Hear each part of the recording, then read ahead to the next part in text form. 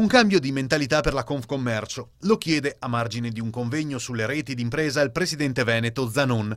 La giacchetta ai politici, sottolinea, la dobbiamo tirare solo per reclamare i nostri diritti. Questo può essere il concetto di fondo, io lo vorrei allargare non per presunzione o perché ho qualche mania di grandezza, ma perché immagino che oggi far politica sia difficilissimo e quindi noi potremmo essere considerati come dei suggeritori, dei partner, dei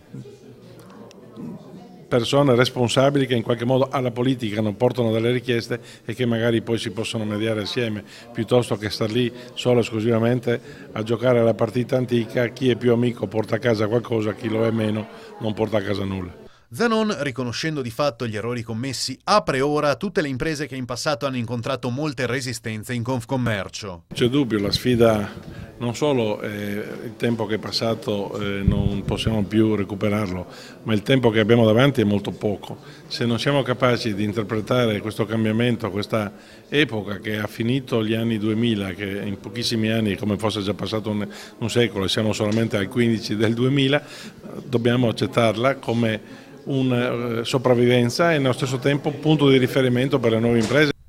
Ospite d'onore del convegno l'ex ministro Tiziano Treu, secondo cui le possibilità per ripartire, ora che la crisi sembra essere finita, ci sono, a patto di riuscire a fare rete. L'Italia può prendere questa opportunità se gli imprenditori fanno la loro parte, se il governo è un po' più stabile e attento e se si usano anche questi strumenti che tra l'altro servono molto ad andare all'estero, perché andare all'estero da soli è quasi impossibile.